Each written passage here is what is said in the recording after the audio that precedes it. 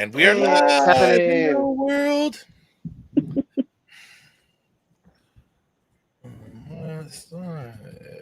You were supposed to fix your set before we did this, Abel. I'm kidding. Hey, Yes. that art you got looked awesome. Oh, the Creepy Creeps 20th anniversary album. Very cool. Yes, that was cool. Yeah, I Yes, love that. that. Looks great. You seen the big old ring light I'm using? Yes, you definitely pick up the ring light reflection. Yes. I mean, is it noticeable, guys? Can you see it? Yeah, it's hard to. I thought it was an angel's halo Yeah. looking There we over go. you. See if I can get it time. right in the face. Yeah. No, it's cool. I like it. What? Yeah, why'd you take it down? It's too good. You gotta leave it up. I was going to do our infamous when we go to intro, but then I didn't realize about the ring light, so I intro gag is very important. Very important. I don't know if I have one today now. You have to improvise. Estella's not here, so it just fucks the program up. Yes, it messes up everything, doesn't it? But why the hell? Here we go. It's in here. So heard any good jokes lately? There. 2020. Someone else is here. Bob's here. Election hijinks. Hello, Bob. Welcome to the going, show. guys? Going good. Hi. We will fire it up here in a minute or so. We'll. Oh, there's Matt. See, look, he's got a halo over him too. See? Yes. I might be able to. It is in the Los Angeles area, so. Oh, that makes sense. Yeah, I don't- You're right. You're right. Wow. Gonna Wow. attempt to make that better. I don't know. Nope, that's worse. Yeah, I'm not quite sure how to get rid of the halo. I think this is the quietest room for me, so. All good. It's all about content. We're not, as you might have noticed, we're not about appearances here. Clearly, It's better off for some of us to not be about appearances. I mean, I know, Brandon, you're a huge Pearl Jam fan, but you didn't have to dress like it. Hey, I'm still alive. Got it. all right. Let's Make that joke a 10. let's do it. Here we go.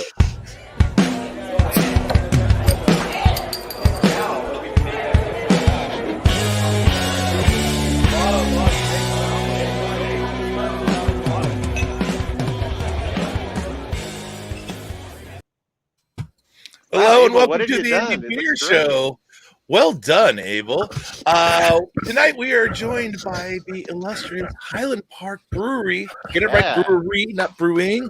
Up in the Los Angeles area. One of the awesome things about switching over to live streaming was that it allowed us to expand our footprint and invite on some of our favorite breweries from outside of San Diego.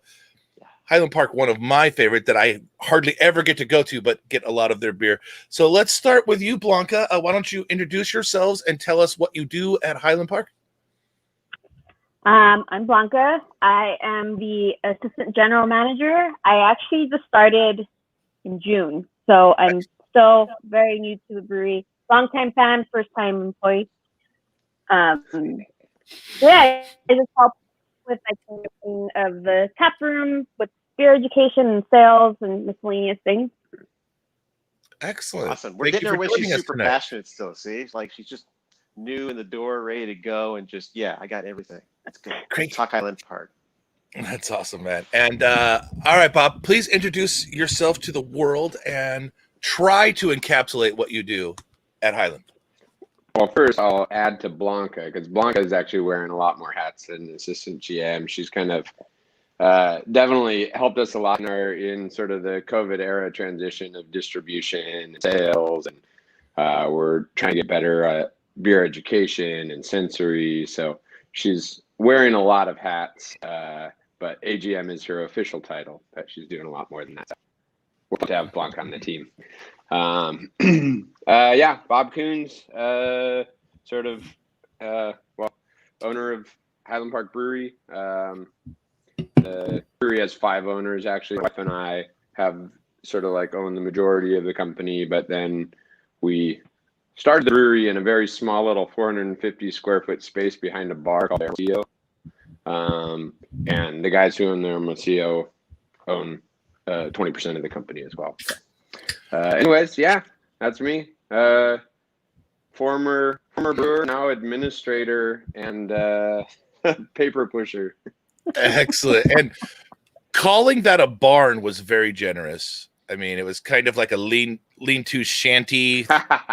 No, I said bar, but it still is. It's still cranking. It's still operating. That's right. Did I believe really a lot of what you worked in was a old shipping container that was converted into space? Yeah, that original location's pretty unique. I mean, basically the footprint of the like indoor space is 450 square feet. So we have like a kettle, and we had 4 fermenters and 1 bright tank. And then a big roll-up door, and pretty much the rest of the brewery spilled into the parking lot. So we had like a mill, we had a mash tun, we still do mash tun in like a plastic macro bin. Hot and cold liquor tanks are out there. All of our grain storage is out there. And then our cold box was a converted shipping container that we attached 2 air conditioners onto the back of it and kind of like jimmy rigged them so that they would go down into like cold box temperatures. And those air conditioners have not stopped for 6 years. They're still Yeah, you just leave them on. That's right, man. Yeah, all the friction is in the starting and stopping. So if the air conditioners keep going, but yeah, so pretty little scrappy little brewery that, we were pretty proud of the beer coming out of there, and, still are. We're brewing mostly in Chinatown during COVID because we're canning pretty much everything these days, and we can't, it's a little more tricky to can the beers coming out of that location. So, but yeah, pretty fun, cool, scrappy little brewery that we started in. Yeah. That's awesome, man. Well, let's take a step back. We all have to answer this question as soon as you get on a craft beer podcast. It's like the first thing that must be answered. We'll start with Blanca. What is the beer that sparked your love of craft and started you on your crazy journey, ending up being assistant general manager of Highland? I was thinking about that question because it's kind of like a place that started my love of craft. I went to college in Portland, Oregon. So I went to microbrews all the time, and I thought that was a normal thing. Not normal in 2001. That was normal in Portland, but not anywhere else. So a name brand, I guess, that started my love would probably be Rogue Dead Guy. So I was one of those people that had the empty bottles that I would put the dead flowers in and would leave for like several months on my shelf. Did that when I was a young kid. So I think that started my little love affair with like brown ales and ambers and red ales. What we were talking about before we started, what people don't start with anymore. Yeah, exactly. We were joking about brewery launches 15, 20 years ago where they would have 3 beers and it was brown, amber, and maybe a pale. And that was good enough for us. We were excited about those 3 beers because they were good. Get off my lawn. Yes, exactly. Yeah. You and your lactose-dosed hops, get out of here. But Rogue Dead Guy Ale, a very popular introduction to craft beer type of beer, doesn't have the same following as the number one, which is Sierra Nevada Pale Ale. And number 2 on the show so far ever was Boston Lager from the Sam and the Adams. But we've had many. Brandon's beer was Arrogant Bastard. So I mean, they vary hard. All right, Bob. What about you? What was the beer that kind of sparked your love of this? Oh man, I know it's probably a lot. I think that there are these like these seeds that just like planted like flavor in beer. I gotta admit, Rogue Dead Guy was one of those in high school that allegedly. Yeah. But I think around that same time it was like Full Sail Amber Ale and Rogue Dead Guy and Red Hook ESB. Yes. Kind of the same world you're talking Yes. about. It's like amber brown sort of ale. And then it did definitely like take a big leap when I was, turned 21 and I actually started pursuing. There was kind of these light bulb moments of like, oh shit, what am I drinking? And I think in that regard, Hair of the Dog. I mean, this was like 2001 as well. Oh, wow. I turned 21, and at that point in time, there was nobody making anything like what they were making, and it was flavor explosion on another spectrum. It was mind blowing. I don't even know that I liked it, but I just knew that it was like flavor, and I think I'm supposed to like this. But yeah, Hair of the Dog was one of those like transcendent moments of beer flavor for me. And I think I don't know for a lot of us, yeah. No matter where you were in your craft beer journey, the first time you have Hair of the Dog, you're like, "Whoa, that's a lot of flavor." I think I can speak for everyone. I mean, it's an exceptional beer, and it is just. It's one of the things that I say, like they drink above their weight, even though it's a very heavy beer. It still has a flavor profile and a big punch that you cannot ignore. It's great beer, but it's so bold and so rich and layered. All of the beers that they make, what they're known for. That I tried to drink at their tasting room up in Portland one time. It's like it's almost too much. It's almost too much to get through much of it. You're like, this is just intense. All of this is so intense. But yeah, like you're saying, one of a kind. When it's Hair of the Dog. And I'll say this too. It's like I am not an advocate for cellaring beers, honestly, because I just think most beers go downhill. It's like if you have a barrel-aged stout, well, that brewery just aged it for 2 years and released it at a time. But in cellared beers, it's got to be some of the top 5. One of the top 5 beers was like Adam, that was like 10 years old, and it was just this like unreal experience where it was like the oxidation contributed to like an added life within that beer that was really so the beer's aged well, but I don't like aged beer that much. Yes, that's cool. Hello, Estella. Can you hear us? Hi guys, sorry. It's okay. Shit happens. It's live. It won't turn on. And not turning on, guys. and there's a lot of things in life I can't turn on. Don't worry Hi about guys. it. Sorry. Well, and currently you're completely frozen in video, so hopefully your internet will catch up with us here in a little bit, and it'll all be okay. So you got Estella that's frozen, and you got Brandon that's cold. Yes, exactly. It's technology. So we got to get into our first of your beers from Highland Park. do. Timbo Pills, and so why don't you break down the background of the beer, what we're drinking right now for us, Bob? Well, this beer. Well, first off, the brewery was just me for the first year or two, and then the first brewer that we hired is McDonald. Awesome dude. He worked for us for a couple of years, and then decided to move closer to family in the South. But yeah, pretty much is a beer that Tim McDonald and I made together. Sort of a collaborative experience, that initial iteration. But the very beginning of this beer was we were making a cask for an event, and we just thought, well, we had the idea to basically fill the cask with half Pilsner and half West Coast IPA. And that cask turned out awesome. And it was just this kind of light bulb moment of, oh shit, I think that this is something. There's something to this. And so we pretty quickly after that, formulated a recipe that we thought could emulate that cask, which is so funny because we don't make casks anymore at all. But yeah, so we basically, we kind of wanted to capture the crispness of a Pilsner with all of the sort of like hop character, new school hop character of a modern West Coast IPA.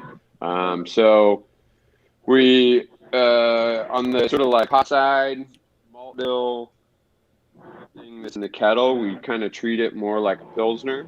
And then the lone thing that makes it like a West Coast Pilsner is that it's just dry hopped with the same dry hop regimen that we do our West Coast IPAs. So it's lager fermentation. And, you know, we're just trying to get this really crisp, clean, like base so that it's just the like pure hop expression sitting on top of that. Citra Mosaic. We brew the beer a little bit IBV. And we've kind of have settled in that world because we feel like when we want to like load up with such an aromatic hop expression, the beer kind of needs some weight and body for those hops to sit on top of. So it's 5.7, 5.8%. But yeah, pretty pumped on this beer. We've made it now for probably 5 years, and it's always been kind of a crowd favorite, cult favorite. And then it was pretty rad last year for GABF. First time the India Pale Lager was a category, and we won gold, which just confirmed, I think, for our fan base that loved it, and for us, where it was like, oh yeah, this is awesome. But yeah, so that's Timbo. Tim McDonald, if you're watching this, cheers, dude. Cheers, really good, man. It's really good. I love it. Tropical, that's fantastic. We don't have to be fancy here, Bob. You okay? You can drink out of the can. Yeah, exactly. You don't. I got my to. sweet green cheek glassware. Oh, look at that! Oh, I like that. Fancy. Contemporary love. Yep. Repping all my friends. I got my Cellar Maker shirt, my green. I got a plain glass. I'm sorry. I know somebody here recognizes these kinds of glasses from back in the day. Yes, the Stone Taster Oh, glass. yeah. Because we worked together. That place. That's great, man. First off, an incredible background on the beer. We don't often get it broken down that well, so thank you very much. But for me, what I really think stands out about this beer, and you kind of mentioned it in your spiel, is you've really kind of bumped up the mouthfeel of a typical lager to stand up to the astringency of an over-the-top dry hop that you would normally put more in a IPA. So thank you.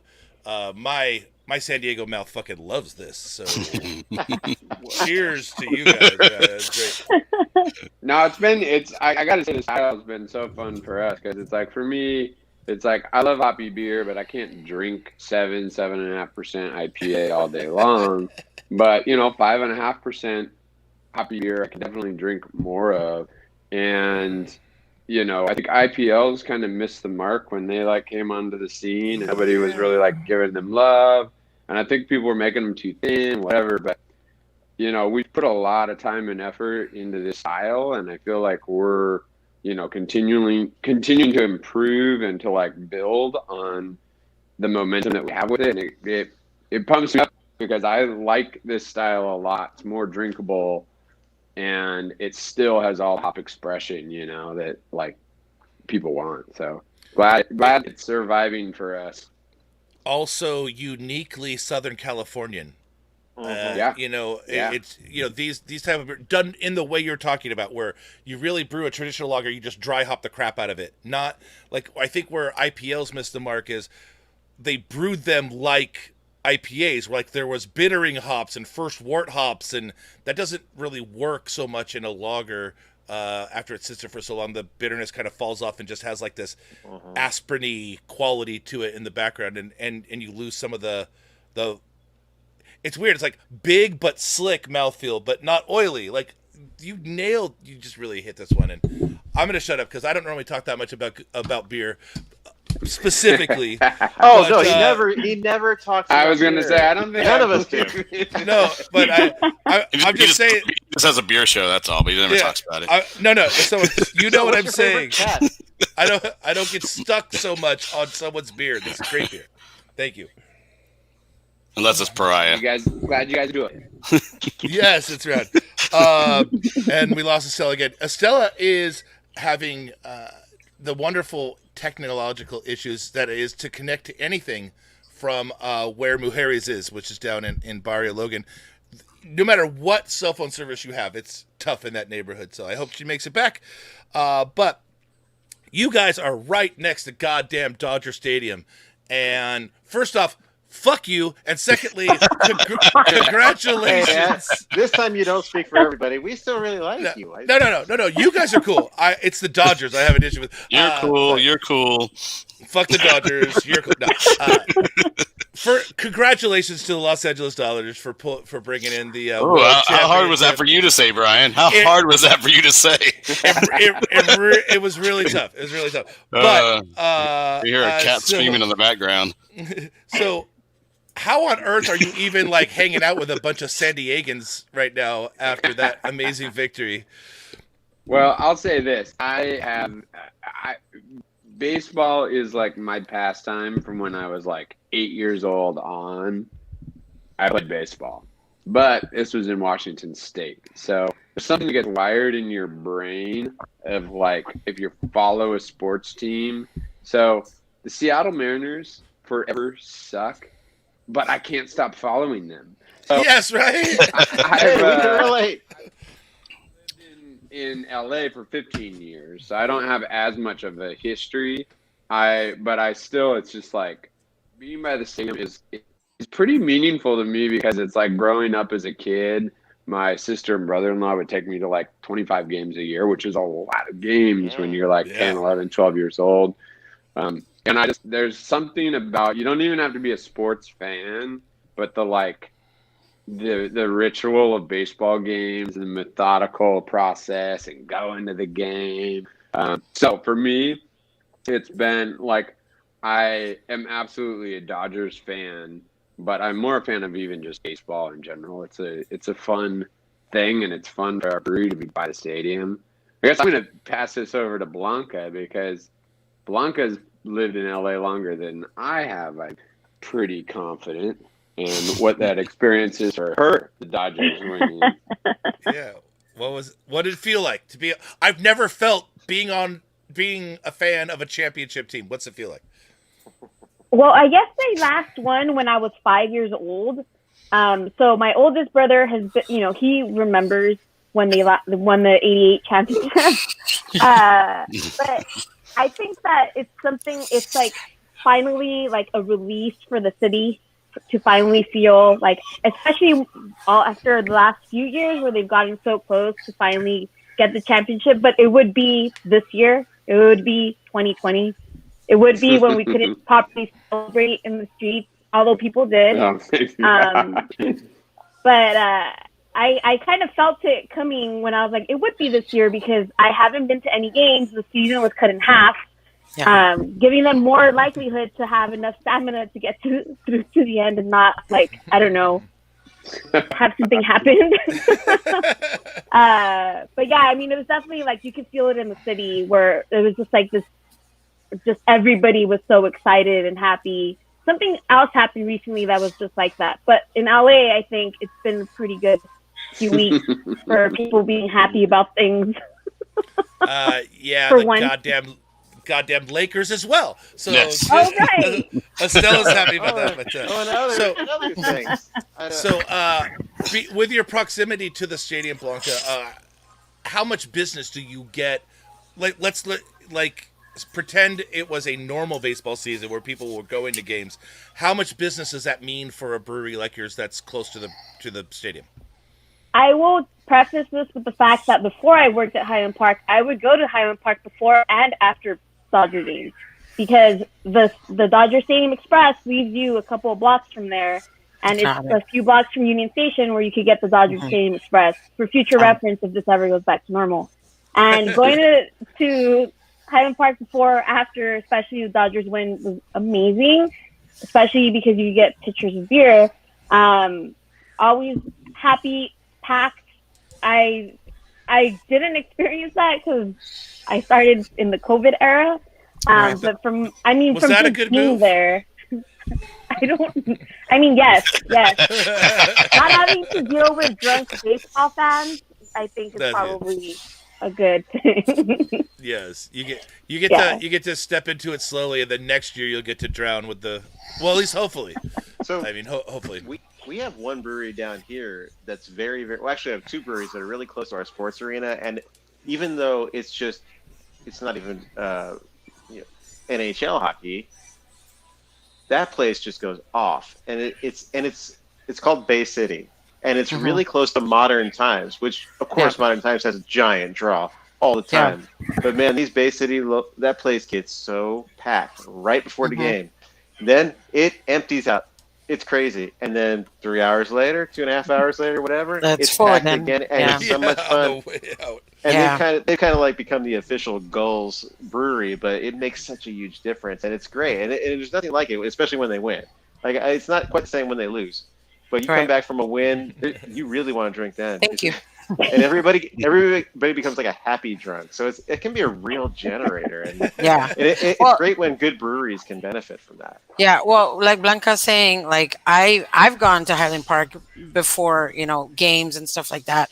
You go to Philippines, you get food, and then we go to Highland Park, and then we go to Dodger games. Even though we all know I hate the Dodgers, but I still love you. I still love you, girl. I still love you. But I mean, I've said this before. I was married to a Dodger fan for 18 years, so I would go to a lot of games. And the majority of my friends are Dodger fans, unfortunately. So I still go to, if I could go to games, I would.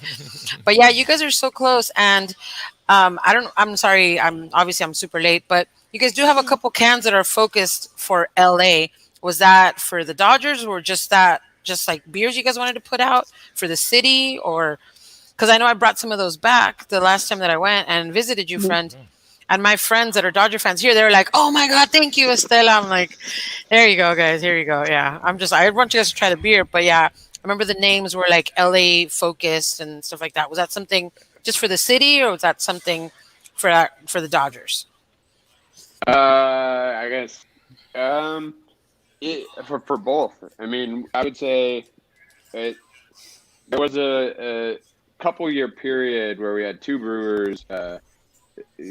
Grant and Daryl, and they were like fanatic Dodger fans. So Yeah. there were probably 25 to 50% of our beer names were references from the Got it. Dodgers Okay. during that period.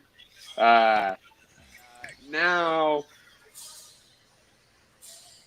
a lot of like sports fans on our brewing team, but on the front of the house, like bartenders, there's a lot more sort of like excitement for sports in general, but we always have fun with it. I mean, we have been making this beer called baseball lager. We call it a sports lager, and it like crushes. It does so well for us, and it seems to be picking up momentum. It does seem like, if there's 81 games a year, it's 25% of the days that you're open. And so to have a little fun with the crowd that wants to come in and celebrate and stuff is good times. Yeah. So we'll probably continue that trend. We have Hello LA, but that was actually not a baseball reference at all. Yeah, that was just for the city, right? That was just that's just LA. Angelinos at large. Yeah. Yeah. Is Ola LA any different, or just the other side of the can? Ola is cilantro and ancho chilies. Yeah. It's Hello two different LA beers. Yeah. Holla. Yeah. And that beer is awesome. I don't like chili beers at all. And actually, that was a concept again. Tim McDonald, who used to brew for us, him and I came up with this. Like, originally it had cumin in it as well. It was cilantro, ancho, cumin, but the cumin just didn't quite work. And then we kind of got to a balance of ancho, chili, and cilantro that works. And the beer is like, I mean, the Mosaic and Citra blend so well with the cilantro that it's fun. I must get it. I just saw a couple of friends posted in Untapped last week, and I'm like, what? We got to get on that train. Yeah. Anyways, so Blanca, right now we know everything is all fucked up, but What I know, right? I know it's a. In case you didn't know. In case, No one told me. yeah, in case you didn't know, you took a job in a difficult time. What is the Highland Park experience that you guys are able to offer the public currently? So I think right when quarantine started, we ramped up our to-go model, and we started offering home delivery services, which is only a few extra bucks. And we split up the city to do delivery days on different days. But I think a lot of breweries were doing kind of like the 2020 word is pivoting, you know. So Yes. for the start of quarantine, there was a lot of focus on keeping the staff safe, but still trying to bring beer to the fans. And then right when I started, the patio was set to reopen, and we were open, I think, for one weekend. And then COVID got worse, and we shut down by our own choice until maybe about a month ago. And we've just reopened our patio, so we're following all the county regulations, like limited party sizes, distancing tables, time limits. Our patio has 12 tables. We're seeing if we can fit some more tables and expand the space a little bit. But right now, it's a nice little balance between on-site service that we can offer in the patio, delivery service, to go, contactless ordering through our website, where people can just come to the side of our building and pick up their order. And then also we kind of expanded our distribution a little bit. It used to be very hard to get Highland Park packaged beer anywhere in town, even in draft. And we kind of looked at what kind of liquor stores and other bottle shops that we maybe find reputable and we want to work with, that, honor our rules of keeping beer fresh, refrigerated, to be able to move through that as quickly as possible.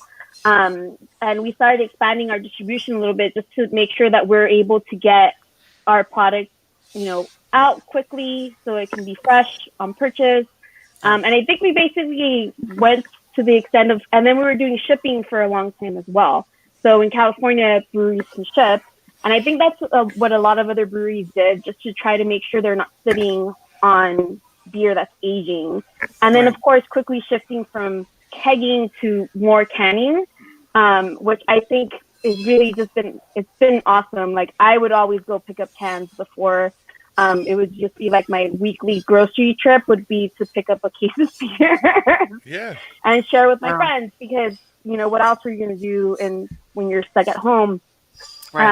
I think a lot of breweries have tried to do that, maybe some not as well because of limited canning resources. But I think we've done a really good job at just trying to be proactive and going through all these different little lines to try to make sure that we're not sitting on product and we're getting, our product to our consumers like as fresh as possible. Yeah. And refrigerated. Yeah, that's nice. Great. Quick question. What tier are you in? What colored tier? LA County we have no fun here. So we haven't had inside dining. So whatever that is, we're purple. So purple. You're purple. You've been purple? We just went back to purple. We recently got bruised as well. So we're this weekend. We go back to purple and no more indoor dining anywhere. Yeah, because Highland Park has a kitchen, we were different than the other breweries. Oh, well, that's not bad. That's great. Yeah, and the food is really good. The food is super good, you guys. What do they serve? What all do you serve? Like, I will let her tell you. Like burgers and stuff. We have burgers and stuff. Right in my demographic. The menu got cut a little bit because of COVID, but we've kind of supplemented it by having different weekly specials. Like this week, we're doing a Szechuan chicken sandwich. Last week we did like carnitas tacos and a carnitas burger, which took you down. It's double your meat. Yeah. So I think the approach is, because of COVID, kind of being a little bit more resourceful with the menu and having some like less items, but also doing weekly specials to try to kind of keep people coming back for something different. Yeah. But it comes there. But I will say that even with the limited menu, you guys had a little like something for everyone. Because I went with my sister-in-law, my brother-in-law, and my sister-in-law she said one of the most delicious beet salads she'd ever had in her life. And we literally went back the next day just because she wanted that salad again. That's how good she said it was. Nice. And yeah, she's not a big beer drinker, but she still drank beer while we were there. So I was like, cool, awesome. You must have been stoked. Yeah, let's go back. I was like, what? You want to go back? Please. Yes, let's go. I spoil you. Sure, we can go back to the brewery a second time just for you. For that beet salad. Right? Yeah. I mean, I guess, take me back. Yeah. Well, right now when she said that the patio's been open a month, and I'm like, and I've already gone twice. Jeez, Yeah. all right. Pretty good for somewhere that's 120 miles from our house. Right? Well, Yeah. well Yeah. done. Yeah. So let's do some housekeeping. Yes, Matt Babineau again was first. Hello, patron Mike. Nice to see you. Another patron Mike. Okay, let's address it. How young are you, Blanca? I'm 37, so I'm way over. You're the way 50 over. Well line. done. You're looking great. Yes, Matt. It's kind of similar to, in one sense, the original setup. He's talking about your original brew house. If you took Bagby, but you like crushed it down to this big, that and you didn't have a budget. That was the original Highland Park. It was awesome. It was for me, for someone that builds things and does a lot of things themselves. It was really cool. Your original facility is the only one I've ever seen in person. It was really cool. Yes, Pete's Wicked, Mike, of course, absolutely one of the great starter beers in the world. Mary Jane, cheers to you, lady, another patron checking in from OC. Always like that. And that brings us to our top three. And this week we decided to do our top three things that we love about November in general, just a month. We're if you can't tell, we're running out of ideas. So if you, the audience, wants a top three, send it our way. Cheers at Indie.beer. We'll see if we get it on the show. But let's start with Estella. Your number three favorite thing about Noviembre. I like that you start to see a lot more stouts. Yeah, stout season. That's a good thing. Yeah, stouts start to come in a little bit. I mean, there's always stouts, but you start to get, I feel a little bit more. So, I'm not a huge stout person, but I will try all of them because you're not going to drink all the beer unless you drink all the beer. So yeah. That's awesome. I like that too. And if for fans, a particular fan of the show that uses hashtag Stout365, he thinks we're silly that there's a stout season, but it does exist within the brewing world. Yeah. There is definitely, it comes right after Marzen season. But anyways, Bob, did you want to play along with our top three game? Maybe circle back. No problem. Okay. Not at all. But I will play. Not a problem. Okay, great. Mr. Hernandez, your number three favorite thing about November? Because I'm basic, pumpkin spice. Yeah. I mean, before certain companies commercialized it and made it into something bogus and lame, I used to just like people making like baked goods like spice cake and pumpkin bread and all that kind of thing. I just really like it. So I'm not hating on it. I really like it. Cinnamon, mace, allspice. I'll take them all. Ginger, nutmeg. I don't even care. I keep going. Yes, Brandon, that was awesome. All right, Abel, number three. All right. Well, since I come from the good old state of Texas, it's always hot, so I love the cold weather. I love the fact of having the cold weather. I know most people don't because they're San Diegans or SoCal, and it's like anything that drops under the 70 degrees is like, got to wear a hoodie, got to wear Uggs, but I like it when it's cold. It's funny you say that because I was telling my boss at work today that I'm thinking of buying one of those vests that has the heating element inside of it. And he's like, "You're so spoiled." I'm like, I think it's gonna hit like 60 sometime soon. I gotta be ready. Awesome. I'm like, I can't, So. Yeah. I mean, well, yesterday at work, everybody was cold, and I'm standing in front of the fan at work, like it's fucking hot today. And it was like, and then like I looked, and I'm like, it's like 57 degrees outside. It's hot, bro. No.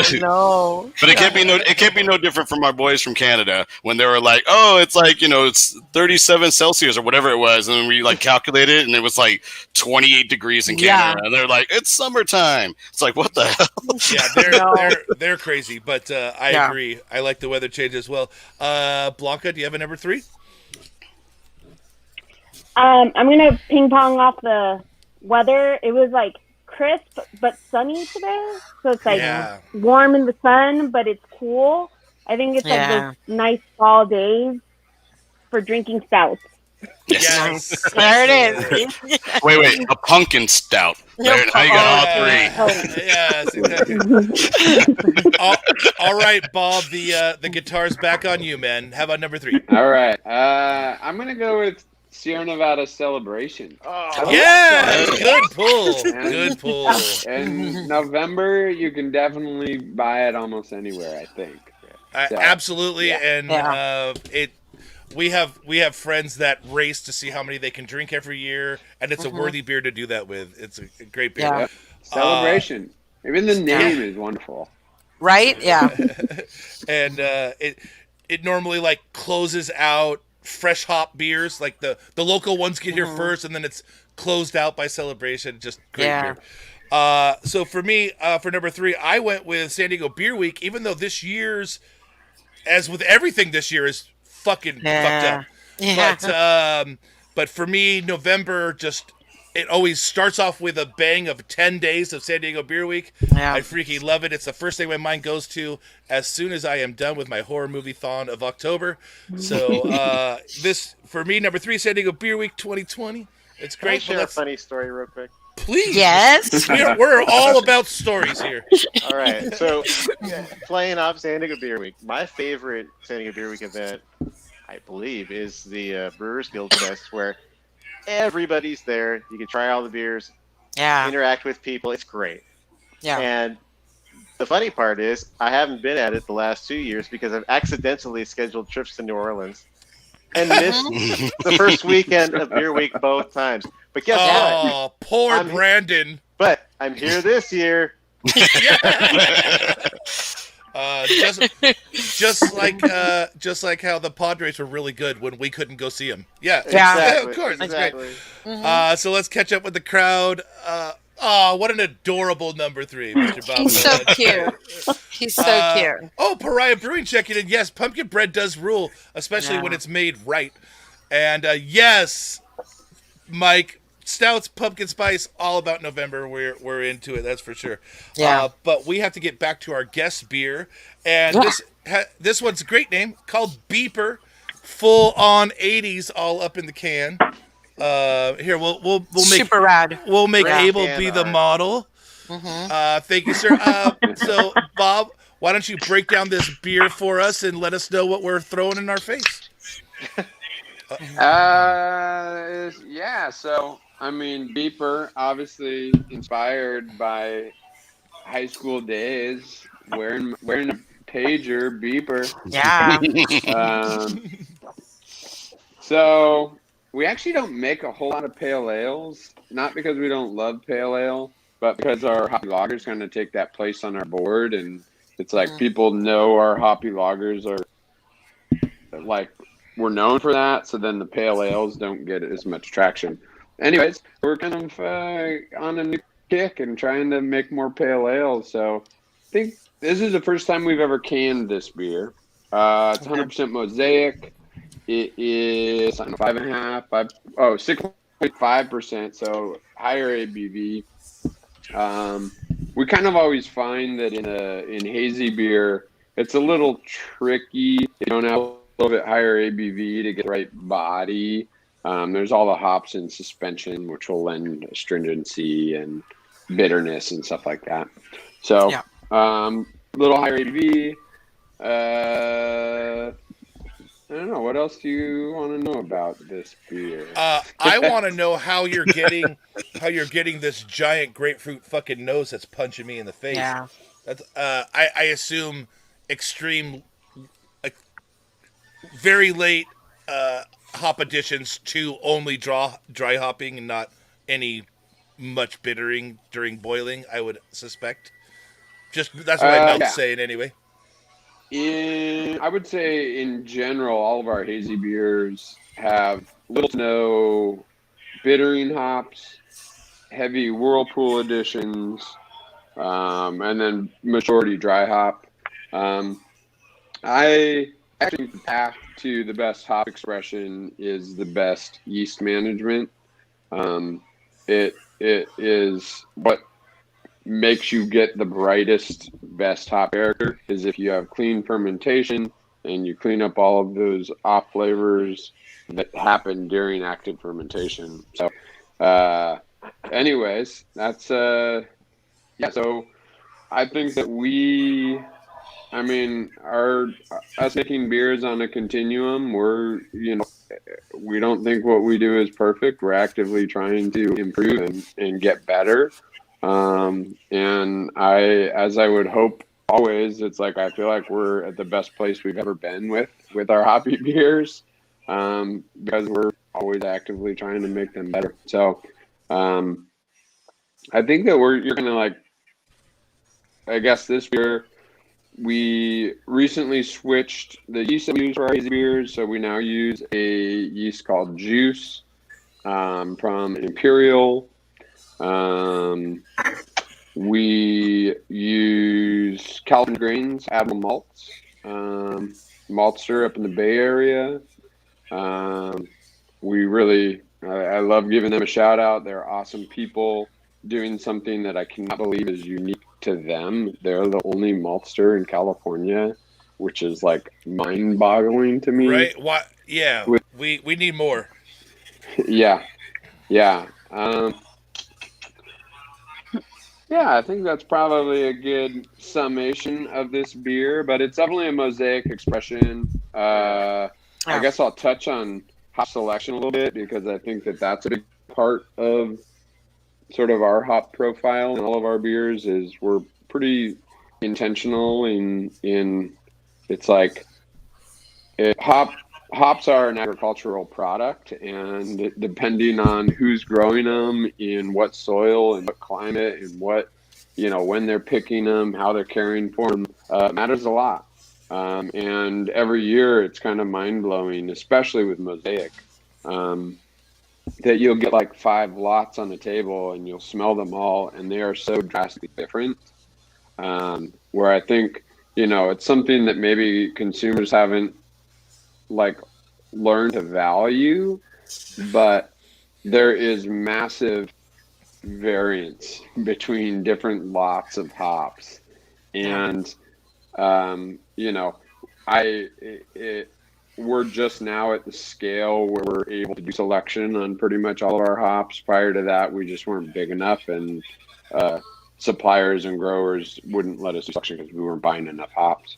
So, the past couple of years, we've been doing selection, and it's been this real amazing sort of like leap in just understanding more about hops and what they express, but also just kind of like terroir. I mean, it's like kind of mind-blowing. I mean, a great example is that, like, we now have found whenever we do selection, if I'm not just blabbering here, but whenever we do selection, please blabber. We're on a podcast. Whenever we do selection, they're always blind, so you don't know the grower, or the region. It could be Oregon, it could be Washington, could be Idaho.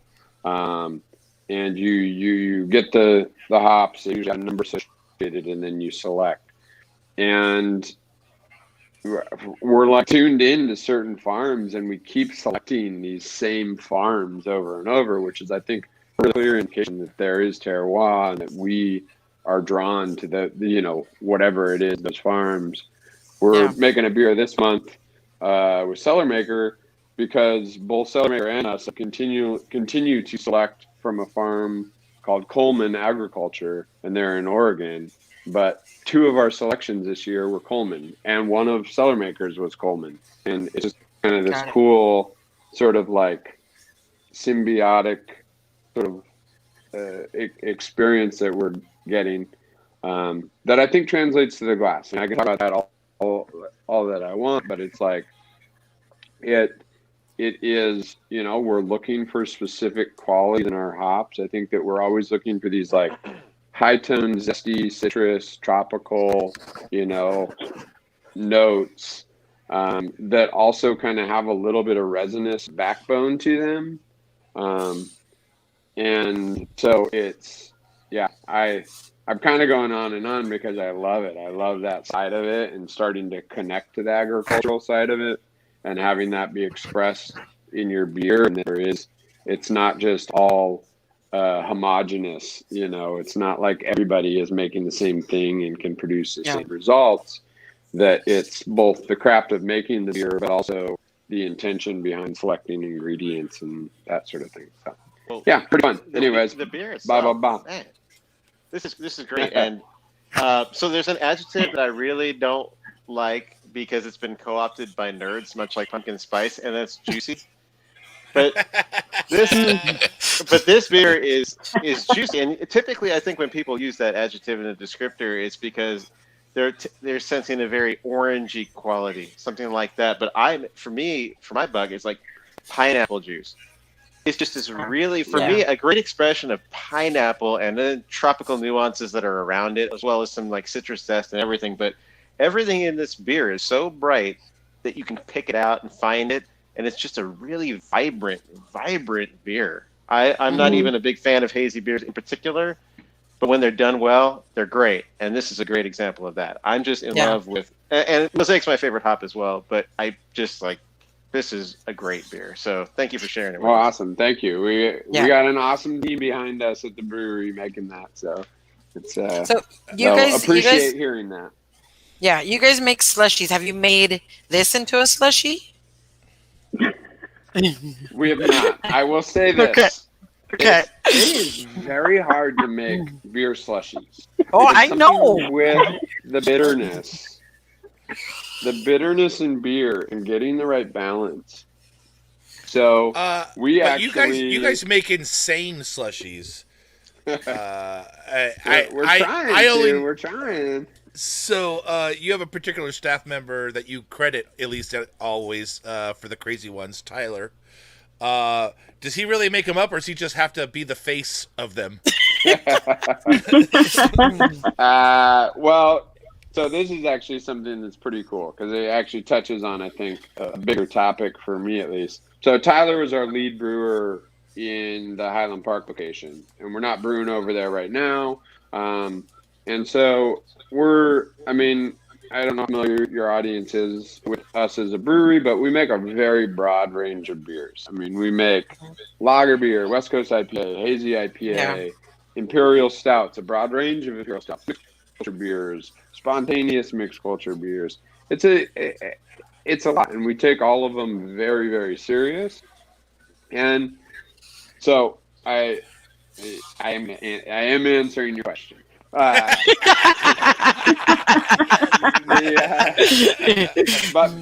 something that we've kind of identified, Ross Connolly is our director of brewing, kind of like leads the ship of the brewery moving forward, but we're always challenged by all of these projects we take on because they're essentially disruptive to our just production of making beer. You know, it's like, it's always all of these little like, you know, adjuncts and new process, and you got to figure it out. And you end up not prioritizing that. You prioritize production, say making lagers and perfecting this like streamlined process or a West Coast IPA.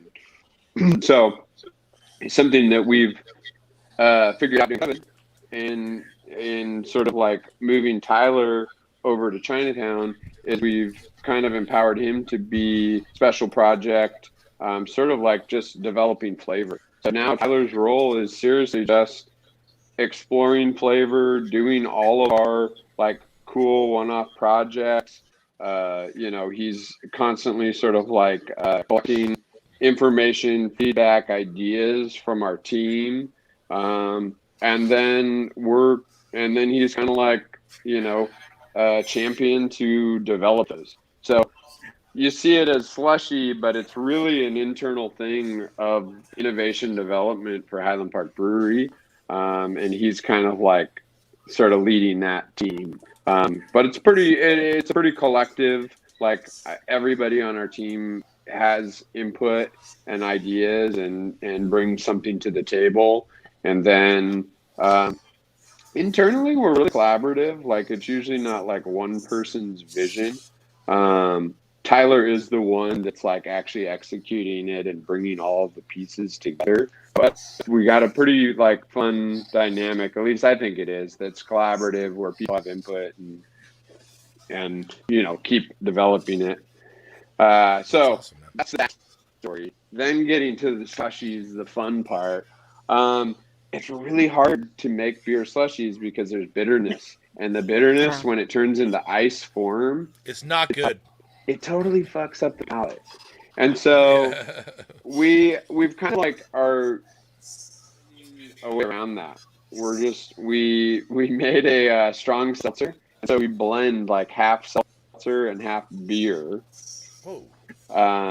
Because the seltzer doesn't have any bitterness and gives it kind of like a clean profile, and then you can still use the beer for flavor, but you're not using all beer for the alcoholic component of it. And then when it comes down to the actual like, oh, we're making a Mai Tai, or we're making a sour beer, mango, coconut.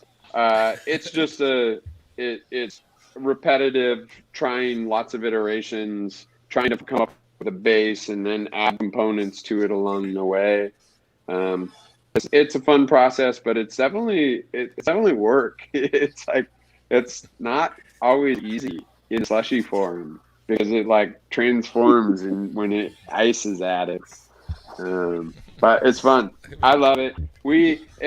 It's kind of sad because we didn't really like get it cranking until it's like right as we got it going, it got cold. So we're like, yes. we had this like awesome Orange Julius one, and everybody was like, fuck yeah, this is awesome. This is gonna crush. And then it was like 65 degrees, and we sold like 5 of them in a day, and we're all like, this is the best thing we've made. Anyway. That's awesome. Yeah. So- Slushies are fun though. So, Kate, let's make Blanc answer this one. What is one that sticks out as like a fan favorite of the beer slushies? I think the Orange Julius one did sell pretty well in spite of the fact that it was cold one of the few days that it was on. Because it tasted like an Orange Julius, but it had alcohol in it. And I think it wasn't like, oh, this tastes like a hazy IPA. It was just like an alcoholic Orange Julius. And I think that was the appeal of it. And I think that was the day where I saw like a bunch of people leaving with to-go slushies, which is what you really want to see after people have brunch, leaving with a to-go slushie. Yeah. That sounds one like of the best, a good old time. The to-go slushie. Mm-hmm. The loosening of liquor laws in California is like the one positive side of COVID. Yeah. It's like If they get to things stick. loosened up, and it's not like everyone's killing everyone or something stupid because like the alcohol laws are a little looser. Yeah, they loosened all the laws and nothing happened. And that's the good news, is that when COVID does finally get under control, and the ABC decides to try to take some of this back, we're going to have a lot of trade organizations that are going to have a lot of data to back up the fact that this did nothing. Yeah, didn't do anything. So like our state and other government entities have always had this fear of some of these things about like breweries distributing direct to the public, shipping statewide, letting people take beer in random containers home instead of a stamped and authorized and warned container and things like that. Right. And they've loosened those laws because literally they had to, so that the brewing industry could survive. But I think what we're proving is that this is not an industry of alcoholics. This is an industry of people that enjoy drinking beer for mostly the right reason. Of course, there's problematic people in but mostly, Sorry. I know, Brandon. Stop it, Brandon. I think when I credit all the realized, bona fide meal. yeah, exactly. I think when I realized that kind of the rules were just gone was when Bali High started doing Mai Tais to go. I was like, that's it. Yeah. Once Are you once serious? that came around, Yeah. Oh, To yeah. go Wow. Bali Oh my High God. Mai Tais to go. They're like $20 a piece, but you only need one. 'Cause- Yeah. Well, the best part is Livewire. You can get any mixed cocktail, and they'll put in a crowler can for you to go. Yeah. So if you just want like an old fashioned, they'll make it. They'll put it in a 32-ounce crowler can. They'll seal it, and then there you go. You're gone. That's right. So What a wonderful world do we live in, guys. What a wonderful world. Right. Well, if we had these rules while we could still like high five our friends, it would be amazing. Yeah. Hopefully we get to see that future. But let's get caught up with some of the stuff from the hops section. Mr. Babino, I agree, and also some early Amarillo was freaking amazing, and those hops haven't really lived up to their early hype and their early tropical floralness. Yes, Dan Diegos, by the way, thank you for joining us and being a patron of the show. With any agricultural product, you guys know making food especially, it's massively different every year. Mhm. And I don't remember Calypso ever being great, but okay. Okay. He's talking about the dance. He was talking about the dance. Okay, Yeah. okay. And yes, of course, it matters the source and the year and the badge, and even some of my brewer friends that are really geeky, even the section of the farm, like you can pick the lot even down to, like, I wanted row 4. Not exactly that special, or that specific, but it's close. That's a great question. Do you see the acid contents and the oil percentages and all that when you're selecting, Bob, or do you kind of do blind and then get that information later? Honestly, if we wanted to, we could probably get as much information as we desire. But I think it's more valuable to just have a pure like sensory experience with how like cluttering your head with like perceptions of what it could be or whatever. So, Right on. So you just literally don't. start with your own perception, and then later you get your report and you adjust your brewing profile to match that later. Yep. As far as your alpha percentage, cool. Yes, the slushies he's describing are great. Get up to LA if you can. And Get it, try girl. Get it, Kelly. Yes, Matt.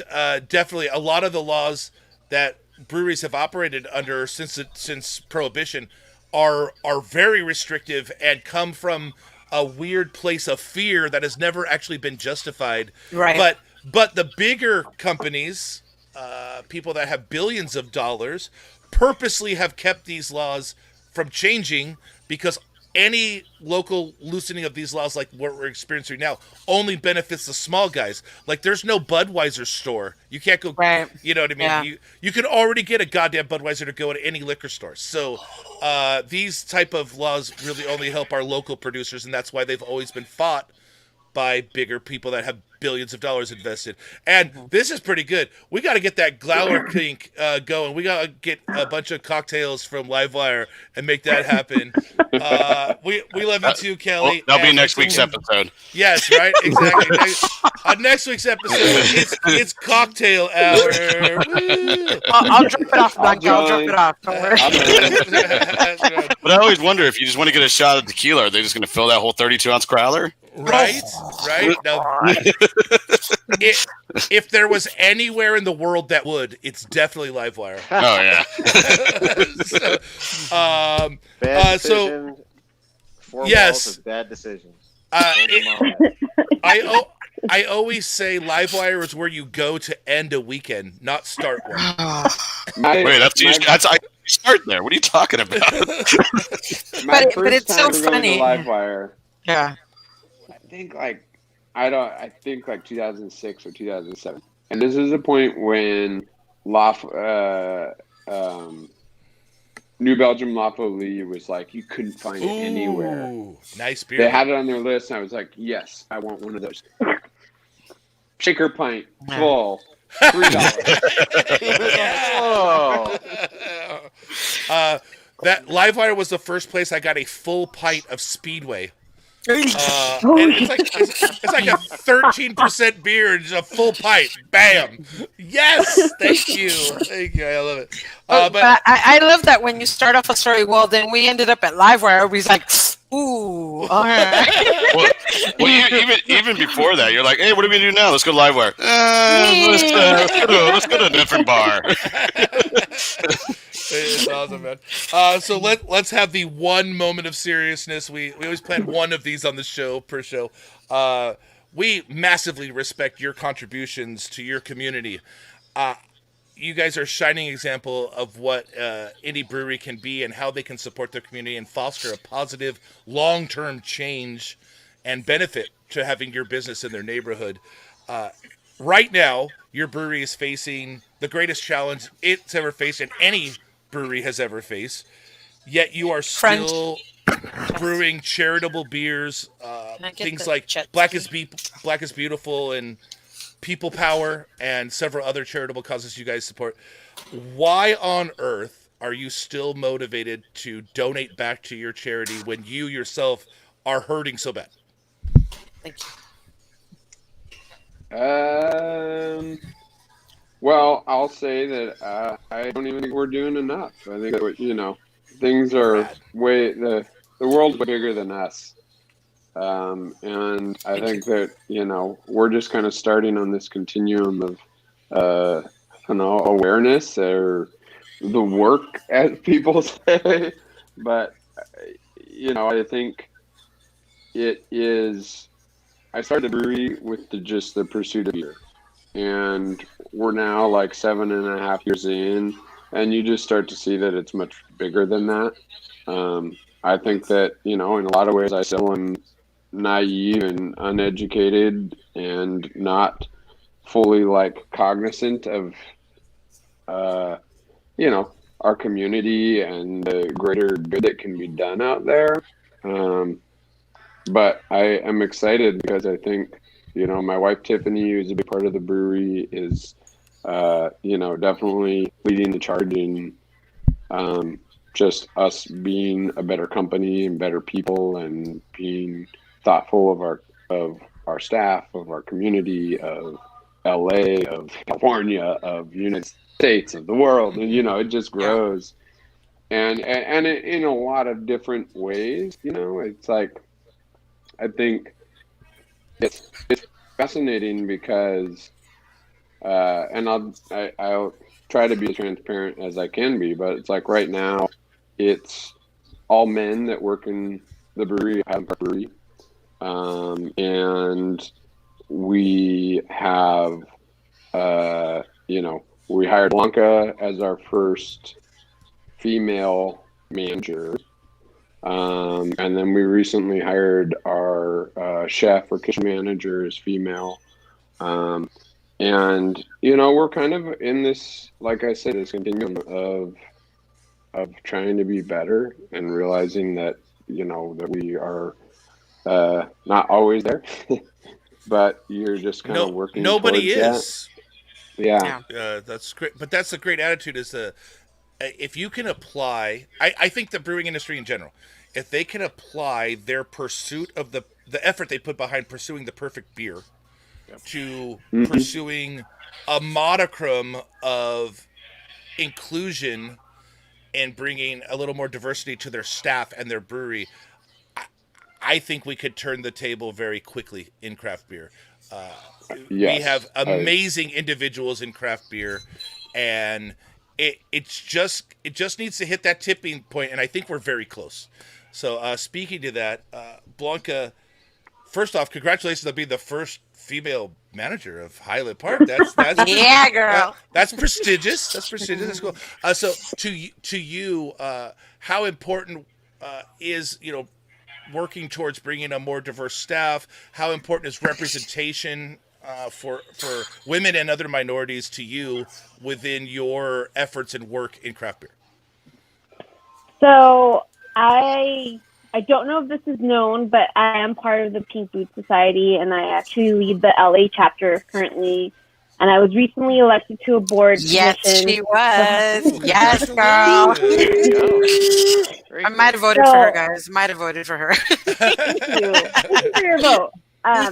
So, I think I'm a little bit more cognizant of being a woman in the beer industry and being a minority in the beer industry than I think most people, I think most people go and they drink beer and that's all they think it is. And they don't see that there might be these divisions. So because I'm a little bit more aware of it due to my gender and my ethnicity, I just try to be as resourceful as I can be. I think that some of the issues that some people face are being turned away at the door, if you will. Maybe not having a bartender that listens to them, maybe having a partner that dissuades them from liking beer. I've overheard these conversations. I've been part of these conversations. And I think that I'm just very passionate about making sure that people know that the opportunities are there for them. I do believe that you have to work hard to get to any place. Like, I didn't just walk into, Bob and say, give me a job. I do have merits. I worked really hard to get to where I am. But because of that, I feel like I also am a resource to people, and I try to help people if they come to me, and I just, make them know people might turn you away. You might feel like there are things working against you, but you just have to keep trying if you're passionate about something. And I feel that that kind of applies to any person in general. I think representation plays a role in making people feel more welcomed in certain spaces. And I think that's what's important with having a diverse, bartending. Even though at Highland Park, the brewing team might not be diverse, our front of house is fairly diverse and our kitchen is diverse. So overall, as a company, we're more diverse than most people might assume just by seeing our brewing team. And I feel that that's another part of it. It's like this representation, like going into a tap room and being served by a woman or somebody of color makes a more welcoming space where some people might assume, they might have had a previously negative experience. But I mean, even our customer base is fairly diverse from what I've seen since we've reopened. On being on the management side, and I think it's just making people feel welcomed regardless of who they are or what they're representing as well as making sure you're resourceful for your team and making them feel like they can come to you. And when hiring comes into play, obviously, I mean, it's tricky to, Bob and I had a really interesting conversation about this. When he was talking about hiring me, it's like I just happened to be a woman that was qualified for the role, and that was like a win. It wasn't like, hey, for these reasons. I think things like that get a little tricky, but it also makes me feel like, the more resources that can be provided, through organizations like Pink Boot Society and like Mujeres opening up. I'm so jealous. I wish we had that in LA. I think having these kinds of representations and these spaces are helpful to encouraging more people to be a part of this community, because the beer community is very welcoming. I think all of you guys would agree. But there's a little bit of sexism. There's a little bit of racism. I think being in Southern California, we're a little bit blessed because we're in a diverse space. I think in other parts of the country that might not be the case in certain ways. So I think we just kind of continue to build on what this community is all about, which is welcoming people regardless, because we're just here to drink beer. And I think that's like my overall ethos for everything. Well said. First off, sure. Thank you. Secondly, thank you for dedicating your time outside of your job to helping the rest of the industry, kind of be aware of ways and that they can invite more people to the table is a common moniker, but really it's about making sure that everyone has opportunity. Time and time again, we have shown in any space, if you give opportunity to everyone, you will end up with a diverse crowd or team or staff. And every team that is diverse and has many different viewpoints contributing ends up stronger and better overall. So, just it comes down to being good fucking people. You guys are good fucking people. Thank you. Thank you. We really appreciate it. Yeah. We're so blessed in we keep saying Southern California. I mean, California in general. We're very blessed that good beer doesn't have to be the only reason why we judge a brewery. We're so fucking lucky. We can be like, but are there ethos and do they recycle? And like we can nail it down to like You can be picky. yeah, we can be so picky, and it's Yeah. really glad to hear that we can support you with wholeheartedly and not worry about Yeah. any of these other things coming out later that we might be upset about. So thank you. Yeah. I will say one thing, Brian. I'm sure Blanca will be, the first person to tell you. When I got into beer just because I liked beer. I didn't think of it as, oh, I'm a Latina that's going to start trying to make a change. And now people are like, you're a Latina in beer. And I don't see it that way. But now there's all these other people that are just like, you're setting the example for all these other people. And I know Blanca's like one of the first people when somebody asks me, hey, we're trying to do this interview, we're trying to do this, who do I reach out to? And she's one of the first people that I'm like, you need to reach out to Blanca in LA. Like, she's changing the game up there and she's doing an amazing job. And we actually met because she was on the panel at the women's talk at the CCBA. Brian, I don't know if you remember that. I do, absolutely. So, like, we followed knew each other. Yeah, we followed each other, but we weren't like, like we knew each other. You know what I mean? Yeah. So after that, then it was just kind of like, okay, yeah, well, oh yeah. So now it's just like, I'm like, hey, I'm gonna go visit you. She's like, cool, I'll be here. So That's rad. so it's pretty rad that I see her as somebody that I can look up to, because people look at me and they're just like, wow, you're a Latina in beer, and I'm like, yeah, but I'm here because there's been other women in front of me. I'm not the only one. Yeah, you might know my name in San Diego, but there's been other people that this is why I can do it, and this is why we're trying to change the game, and we're trying to, break down some of these barriers that maybe they didn't know they were consciously putting up, but they're there. Well, and that's what makes it so hard, is a lot of these barriers are just for the fat bearded white guy in the room. Yeah. Some of us that are trying to be better people don't even realize we have these biases or and then that's what I'm saying. It's not something. It's not something conscious. That they did it on purpose or anything like that. That's just the way that the game kind of fell. It still makes you a dick if you don't recognize them. But that's a different story. That's a different story. I fully recognize I have had a very lucky streak in life. It's okay. Yeah. So let's get into our number twos. And if you guys are cool, I'd like to go first. Are we okay with this? Go for it. Okay. Yeah. So my number two favorite thing about November, and I'm speaking about this exact November, fucking President-elect Joe Biden is my number two favorite thing about November. The other guy can shut up anytime he wants to, but I am so glad that there was one more person on the side of decency this time than there was last 4 years ago. Thank you, America. Thank you, America, for not reelecting the guy.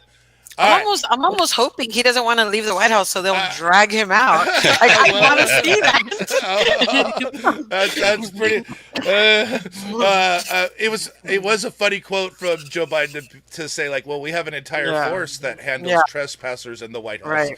Yeah. So that's really cool. So let's continue the backwards going, and we'll go to Blanca. Your second favorite thing about November. I mean, I'm going to have to agree with you. I kind of felt like everybody just agreed with me. I'm very okay with you agreeing with me. I like that. That's awesome. All right, Abel. All right, well, I guess if we're on that train,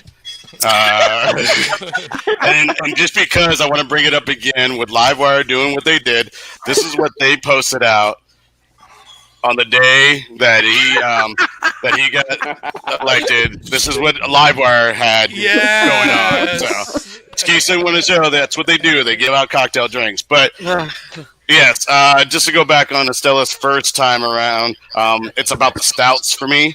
I'm a huge stout fan, so it's like, I mean, you got the Black Tuesday that's going to be coming out soon, and from the brewery, you got Santa's Little Helper coming out from Port Brewing. It's like all those nice stouts that you only get seasonal are coming in. That's what I'm really looking forward to. Speedway Grand Prix. There you go. Don't forget that one. If you like the flavored stouts, by the way, this year they have a take it home 4-pack of 4 different variants of Speedway if you want to go that direction. All right, Mr. Hernandez, number 2. Even. No, not too bad at all. Too. So it's kind of along the lines of what everyone's been saying. I like switching gears and, not just expecting someone to give me a yellow beer. It's really fun to be able to have like ambers and browns and stouts and porters and barley wines and strong ales and all sorts of interesting, different, malt forward beers without someone being like, yeah, of course we just want to have an IPA. Like, yeah, IPAs are great. But, and as you'll see when we get to our what we drank, I finally got to drink something different than IPA when somebody was giving me a beer. Ooh, watch out! But I the other thing I like to do is bring out the rest of my wardrobe. There's like that cold a third weather of my clothes. closet I don't see until this time of year. You got finding that long sleeve that you didn't know you bought. You're like, oh crap, I had this. Forgot I got this one. We get 2.5. We got 2.5 months to wear a flannel in San Diego. It's always fun. The first day happens. All right, Bob. Second favorite thing about November, sir. All right, I'm going to return to your point, and I'm going to say that Kamala Harris. Yes. President of the United States of America. Yeah. Yeah. Amazing. Her speech was yes. She badass. Yeah. I'll just leave it at that. I'm going to say anything Yeah. more. But Mic drop. Yes, it was an amazing night and speech, and I can't wait till the rest of it fades away, and it's like January 21st, and we have someone that is letting scientists tell us what we should do about a fucking disease. Please, science, please. Lord. Yeah. All right, Stella, close us out. Number 2. Well, I agree with you guys on that topic too. I'm going to say, even though this year is going to be very different, Thanksgiving. Absolutely. Because Great. it's when I get to hang out with, well, not this year, but usually it's between 50 and 60 of my family members. I'm Mexican, guys. You guys know this. Like, this is what we do. Wait, what? Yeah. Breaking news. I am. Is that what Latina means? Oh man, I was totally wrong. Oh, I thought you just knew how to speak Latin. Oh my God. But yeah, I love Thanksgiving. It's where, I guess, well, Christmas is when more of us gather, but Thanksgiving we always have, big, huge thing. Of course, we eat in shifts because we don't have tables that big. Obviously, not everybody fits, but it's just really nice to be able to just hang out with my entire family. So this year we'll see how it goes. Apparently, there can only be 6 of us unless it's a funeral. So I'm pretty sure we're gonna have a funeral for a turkey. So it'll be more of us. That's a We good killed the threat. pig and we killed the turkey. So there you go. So we get 6 people per funeral. We got 7 funerals going on. Oh no! For a funeral, it's 20 people. Ooh, all right. So that's why I'm like, yeah. That's why I was saying we killed the turkey and we killed the pig. So there you go. That's awesome. Well, let's stay home with Estella. We'll go the other way for what we drank. What was the beer that you had before joining us on the show? So one of the reasons I was late, guys, sorry, and the computer wouldn't turn on. I was at the industry event for Hot Mess, which is the new pizza place next to Thorn, and they gave me this little nifty thing, and they're like, whatever you want, and I'm like, so I can do a platter of barbecue, and they're like, you sure can. So I got 4 different meats on there, and then there's 4 different sides and all this. 4 funerals. I was drinking 4 funerals. And then Tony Hawk came and sat behind me. Yeah, Tony Hawk came and sat behind me, and I was trying to not be like obvious, and I'm like, I think that's Tony Hawk, you guys. And his son was literally right there next to me, listening to me the whole time. Wait. So that means Trevor Hoffman and Tony Hawk back to back? And Jeff Garcia.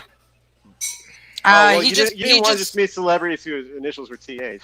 I was going to say, but Jeff Garcia blew it out of it. Ruined it. And Gary Templeton and, Glenn Hoffman. And so Mujeres did a charity golf tournament yesterday.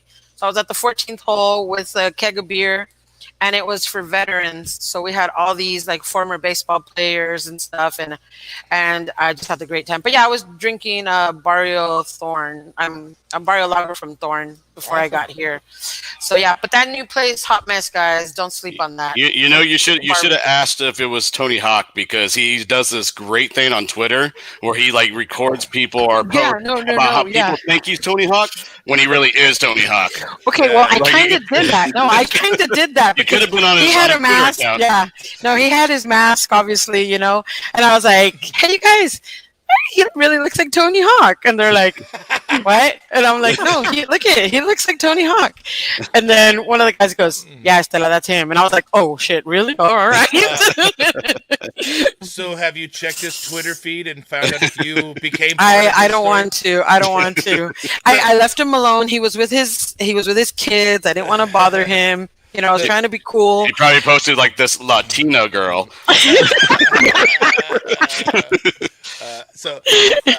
I've met him like 10 or 15 times because of skateboard photography in my past. Yeah. He's a really good guy, but he loves those. He really does enjoy that. Yeah, like, no, but he was taking pictures with people. I didn't want to be that person. Yeah. I already had my nerd out moment with Trevor Hoffman yesterday, so I was like, I'm gonna be cool today, but I wasn't cool at all. Yeah. The first 4 or 5 times, like it doesn't go away the second time you see Tony Hawk, or the third time, like the fourth or fifth. No, but I've met him before. But it was just he literally was sitting like right there behind me, and I was just like, oh, he's really close to me right now. All right, Bob. Complicated question. What was the last beer you drank before you joined us on the show? We canned our German style Pilsner today. Phil Pills. Nice. Had a can of Phil Pills. Excellent. Nice. That sounds horrible. If it's anything on the same quality level as Timbo, I need to go seek this shit out. By the way, fucking get distributed to Bind and Vine, please. Just work that out amongst yourselves. No, they're a blind lady, right? Where I live. They They're have a blind a few lady beers right now. Yeah, Okay. they're Blind not Lady got some specialty beers for San Diego Beer Week. so, Bind and Vine sometimes gets beer. very rarely, You but just have to ship it to them. Yeah, and Yes, Blind Lady's absolutely. putting everything in crawlers right now, so I mean, you could just go and pick that up. So. well, so Yeah. far your stuff hasn't been on tap, but I think it goes on tomorrow. So, anyways, anyone listening, pay attention to Blind Ladies. Pay attention to Blind email. Ladies to go email. Yeah, sign up for their email thing, and you'll know for sure. Sure. Blind Lady's doing this awesome thing where they're making all kinds of mixed 4-packs just for Beer Week. So Their check little those out. hazy mystery pack that Those is are right, just too. the numbered, and you got to try to guess what beer's what. That was pretty cool. Yeah, so one Whoa. of us. So a San Diego Beer Week staple is Blind Ladies Blind IPA Challenge, Right. which they will do a West Coast one, they'll do a hazy one. Occasionally they'll even do a different style of beer. But this year, first year, obviously you can take it home and do your own homework. Right. But in years past, I completely failed every single time. It's very like when you have 6 West Coast IPAs that all look the same. Like, okay, you go like you're like, oh, Stone IPA. Everyone can get that one. Everyone can get that one. Other than that, it's a crapshoot and a half. It's really hard. Well, last year Abel was making me laugh so much because we were at Beerfish when Beerfish had the thing, and the brewers themselves were like, "Oh yeah, this is my beer. This is it." And Abel would look at me. He's like, "No, it's not. No, it's not." We did a blind IPA taste challenge, and I worked at the place that we're doing it, so I knew what beers would what, and all the brewers like, oh, like vote on like number 2, like that's our beer, that's our beer, and I'm like, no. Hope you like It's not your beer. But I just like, cool, bro, like vote for it, and then they're like, they didn't win. They're like, I don't understand how we didn't win. I'm like, because you didn't vote for your own beer, bro. When judging the Sorai Cup, I once had 4 different people insist 4 different beers out of the 10 were Blazing Saddle from Modern Times, and I'm like, it's not even a clear IPA, you idiots. It's fucking amber.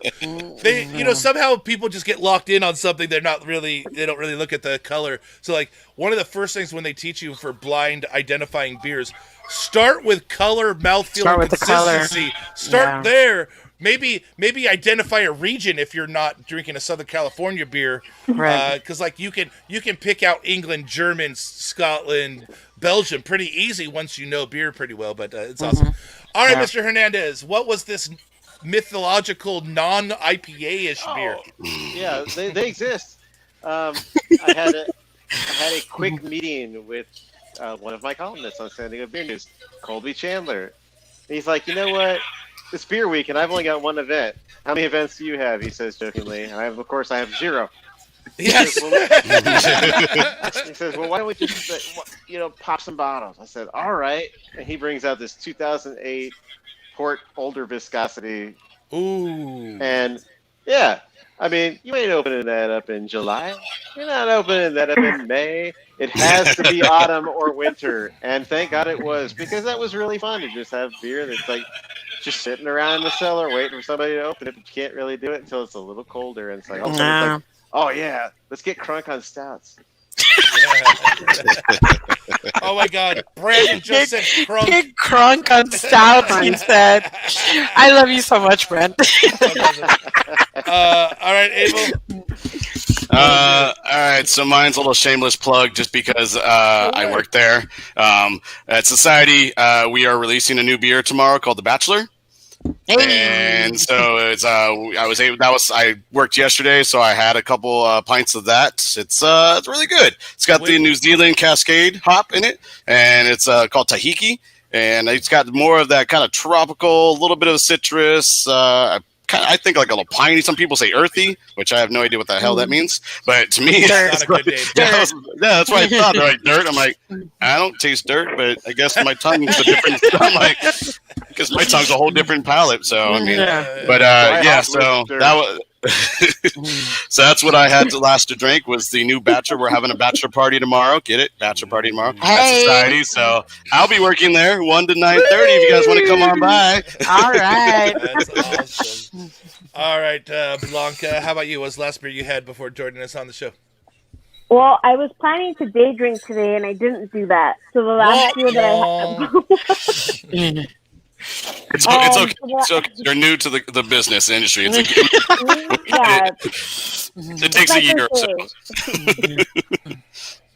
So the last year I had was actually Electric Living, which we canned on Tuesday. Hazy IPA with Rewaka Galaxy. Very good. Yeah, absolutely. Shameless plug, That continue. sounds great. Yeah. Nah, it's all good. It's all good. Yeah. Yeah. So, I know I was trying to tell you need to distribute to Bind and Vine and stuff. You could just come to my house. I mean, We can do that. you do have my address now. You can just distribute here, and I'll just I'm tell going you to to stop. I'm going to LA once a month at least now, guys. So I'll Yeah. be able to bring some more down. I would appreciate it. So for me it was this brewery I've never talked about, Pariah. By the way, I talk about them too much, but this particular beer is their masterpiece of hazy. If you're good. If you're a hazy person, it's a 89.7% all Galaxy super haze, and it's just the best thing ever. So I'll shut up. You guys know I fucking love that brewery, but that particular beer is the one. So go get it. But let's jump back to what is by far the greatest can art you sent us tonight. This is beautiful. Jet ski backflips, double dry hop, triple IPA, collaboration with Alvarado Street, which has a San Diego heritage as well. Yeah. So why don't you kind of tell us what's going on with this beer? We've been friends with Alvarado Street for a while. Known JC for, I don't know, 6 or 7 years, something like that. We actually have never brewed a beer with them in Los Angeles, and so during COVID, might as well just do it and go big. Bust that 10% beer. Let's go, yeah. They are Best news telling beer. If you guys have been around them or spent any time with them, but they are definitely like fun, positive people that are like one-piece ski suits and on the ski slope going crazy. I don't know, they're awesome. So Yeah, that's kind of the inspiration in jet ski backflips is just to go big, kind of like 80s big. So yeah, I actually haven't even opened it up yet. You guys already opened it up? Oh yeah. Oh, Oh, heck yeah. Yeah, heck yeah. I'm Heck yeah. in. Yeah, we're in. Yeah. So to All me, right. This isn't our first time. This isn't our first time, Bob. We're like, we're ready to go. to me, All right. this reminds me of the type of beer I will in a minute. where you take a giant leap without even knowing where you're going to land. I don't know if Yes. that's what I'm tasting anyway. Is Ah. a beer that you just kept throwing shit at until you worked it out to be a beer, and it's amazing. It's amazing. So we call Delicious. these an ABV smuggler. Uh-huh. So these are beers that Total for ABV me, smuggler. I'm not getting any of the heat of 10% coming through. Looks like Brandon might be, but I know. For me, I'm not. I'm aware, but that's not a problem. It's a triple IPA. I don't mind if I'm aware of it. It's only, and I like that you kept it down on the lower notch, 10%. You like really restrained yourselves. That's good. Right? Yeah. Yeah. So tell us about kind of the makeup of the beer. Strata, Idaho 7, Citra. I would say Strata is now probably my favorite hop. Past couple of years, it's like it has everything that I want, like lemon, orange, mandarin zest with some pineapple and a little bit of Yeah. like dank and a little, it's like all these things. So I think that this is a bigger proportion of Strata. Idaho 7, a little more unique hop. I think kind of can pull out some more like minty, basil, herbal with tropical notes in there as well. So it's like, I think we use that at maybe 10 or 20% of the dry hop bill. And then Citra just kind of blends with everything. So it's easy to have that be 25 to 50% of the hop bill. And Yeah. it just plays well with everyone. Yeah. So really strata driven with like that Idaho sort of like side note. But then when you get into the like double dry hopping, it is its own experience. I mean, it just concentrates the hop flavor so much where you get like Kern's nectar with like dosed with marijuana. Yo, That's it. It's like a can of Kern's nectar and marijuana shaken up, and then that's your cocktail. That one, like the DDH triple IPA, feels like Yeah. it. and if you get your nose any deeper in that jar, you'll definitely start getting a contact high.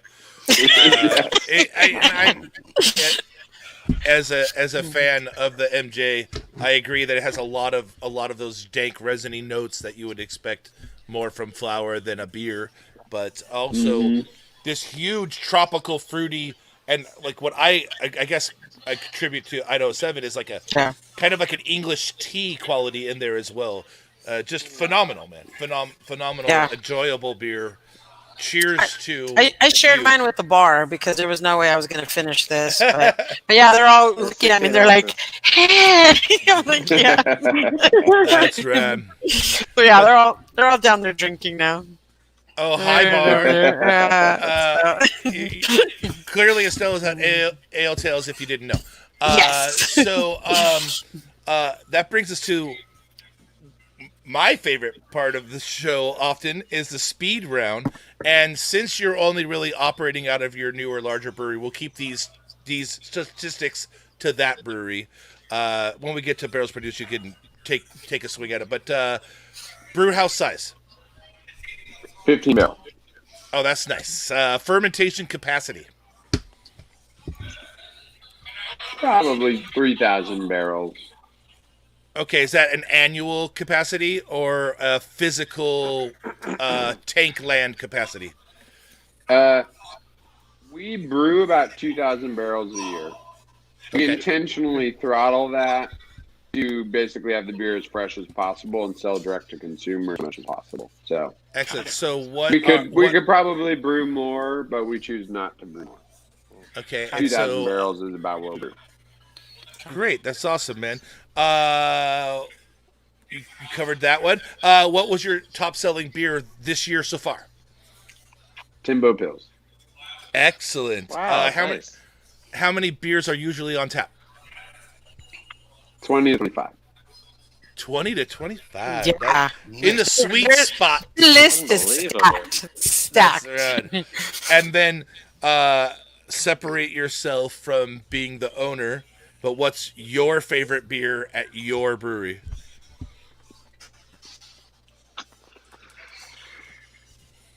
Probably, I love traditional lagers. I love German Pills. So Phil Pills. It's the beer that I, more often than not, it's either Phil Pills or Timbo Pills in my fridge of our beer. Excellent, and a great testament to clean fermentation and good brewing practices. That your lagers are always so clean. And another word that we hate: super fucking crushable, bro. Yeah. Yeah. Blanca, Hey, we're in California. Blanca, what is your favorite? Blanca, what is your favorite? Yeah. Basically, any of the West Coast IPAs. So currently, Good Green, but it's usually Good Green or Hello LA. Excellent. Yeah. I did like Hello LA, but I didn't like the name, but I did like the beer. yes. Can we make a beer that's let's not go to LA? No, just kidding. But that brings us to the San Diego beer news, and that's finally when I get to shut the fuck up for a minute. Mr. Hernandez, update the world on what's going on, sir. Okay, well, there's a lot of things happening on both ends of the spectrum. As you might have seen, Rip Current Brewing, which is based in San Marcos, has a satellite tasting room with a kitchen in North Park.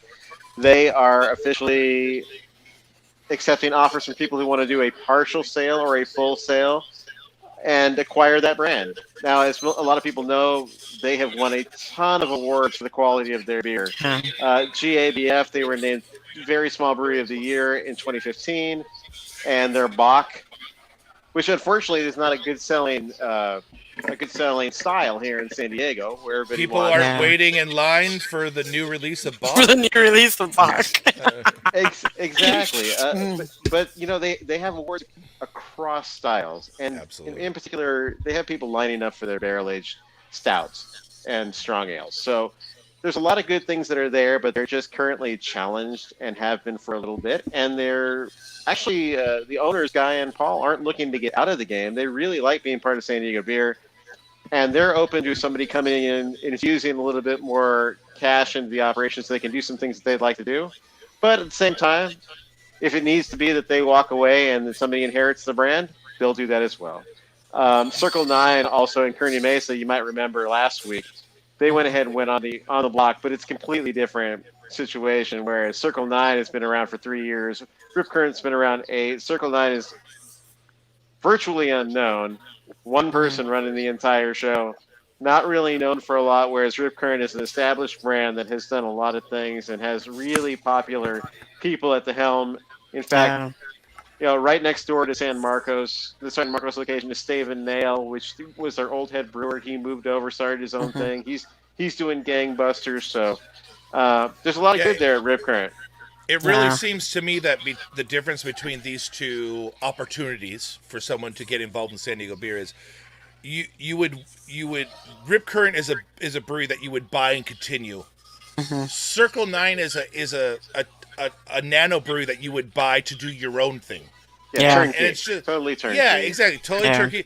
And so they Circle 9 has the same 3.5 barrel brew system that like Division 23 and Council RIP now Hopnonymous has. There's a lot of customability to that system. Same system as Savagewood has. So you know you can squeak by and make a living on it, but it's as Bob would attest, it's hard to make a living off selling beer, brewing it at 3 barrels at a time. It's just it's a challenging situation. Definitely. Not to say Nearly with Rip impossible. Current. Nearly impossible. Yeah, exactly. It's totally a passion project. Rip Current, established brand. You have a legacy of excellence, And if I had the money, there's never been a brewery in San Diego that was for sale that I would buy before Rip Current. They're amazing. So I hope they can get. What I really hope is they can get an investment package together that allows Paul and the staff to remain, and they just have the capital they need to survive this fucking crisis. Exactly. That would be really good. So we'll see how that goes, and I'll update you as I find out about it. Something that unfortunately occurred today was Small Bar announced. Karen Barnett, owner of Small Bar, announced that they are closing permanently, and it's something that we all kind of had seen come in for a long time. Yeah. It was a roller coaster ride through the last several years, but 2020 is just something that's just too much to combat. Too much, yeah. And but we all have 11 years of memories there that really cool things have happened, and they help to establish kind of what a bar like that in a neighborhood where you're kind of not only bringing craft beer into a community that doesn't have it at the time in 2009, right? But you're also helping to rejuvenate an area of town where a lot of businesses come in and fail, and actually continue to do so in University Heights, although recent history has been better. Yeah. So there's a lot to be said for the legacy of that place. Yeah. It wasn't easy, but they did good work. Mm-hmm. Also, if you have this big hole in your heart that we all do right now from hearing this news again, you've got one more chance to support Karen, the owner. She will be she had already ordered all of the food for their annual Thanksgiving dinners. They've always made Thanksgiving dinners to go as part of their thing. So she had already ordered all that food. So she herself, by herself, be patient with her. Be patient. Is going to cook all of the however many pre-ordered Thanksgiving meals happen. So if you're listening, you're like, ooh, I want to support Small Bar. You're gonna have one more shot here in about a week.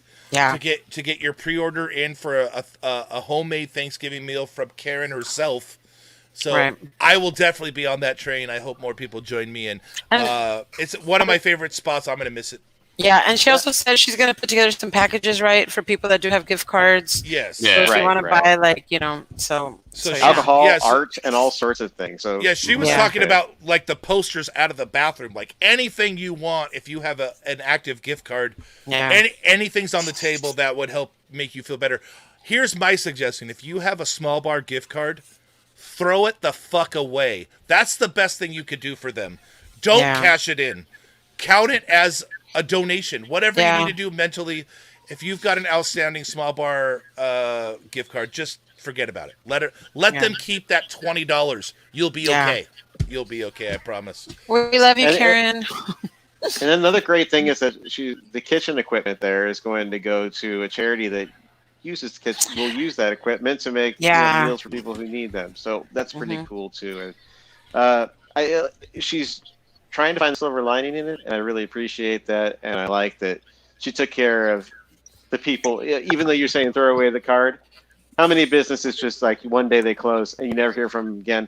I love the fact that she was going to lengths to do something for the people who want it, and they can still make that decision and just say, you know what, great. But just the heart that's there is really something to be appreciated.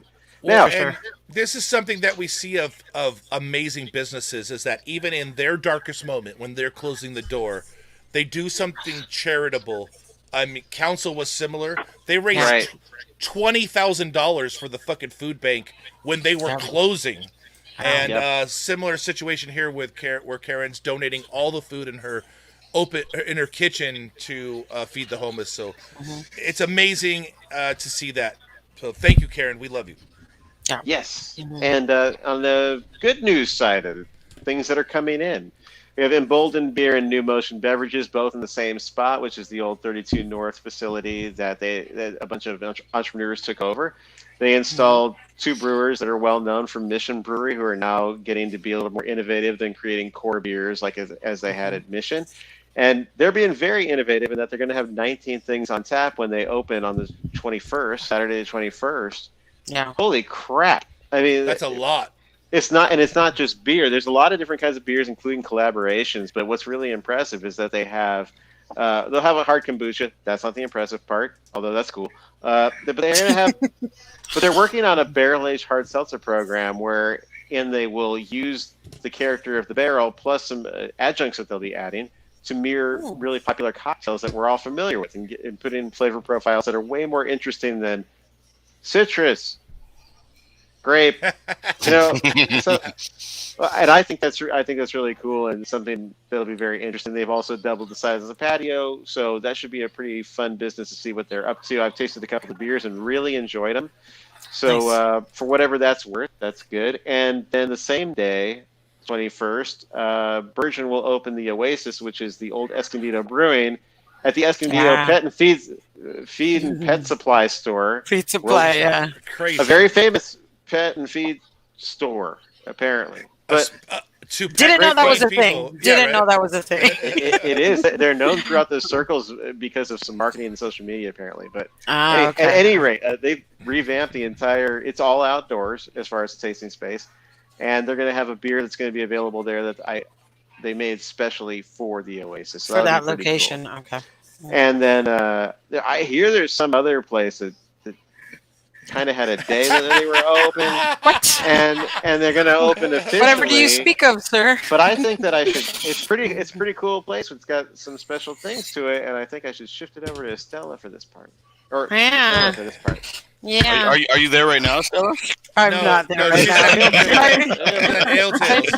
Always in her mind, I bet. Though. I bet I do feel like I live there now, but yeah. So Mujeres is open, guys. It's so awesome. Cheers to that. So I've told you guys about Mujeres more than once. We have our brewers ready to go. We have, everything ready to go. We're still painting. We're still finishing up the inside, but we're open, guys. We do have a permanent food concept there. It's called Las Marias. They have a permanent food truck there. They are going to be doing all of our food. Whenever we're open, they're going to be open.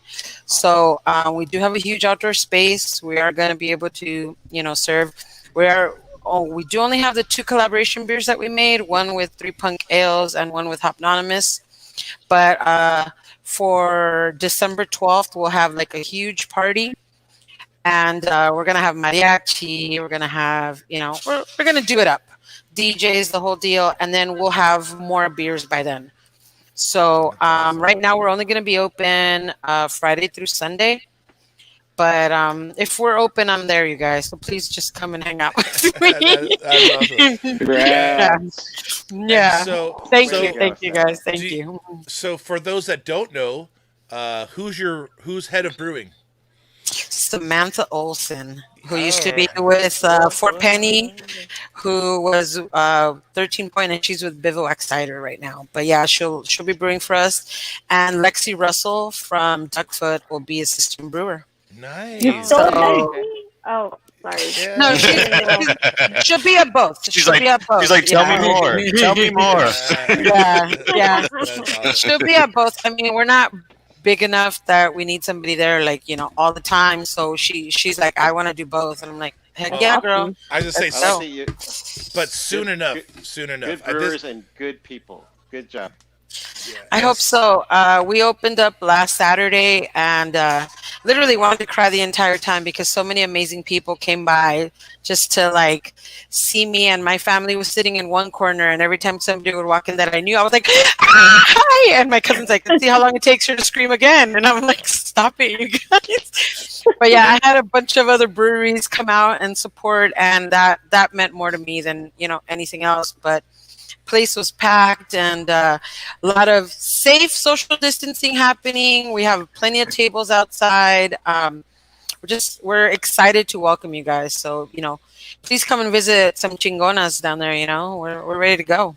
So for the record, what is your address? 1983 Julian Avenue, 92113. But the entrance is on Dewey. I know it says Julian, but the entrance is on Dewey. So, just so you guys. Oh, I love Andouille. That's my favorite sausage. Yes.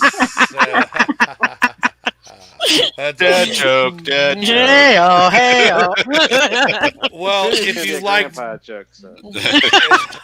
Only if you wear that grandpa shirt.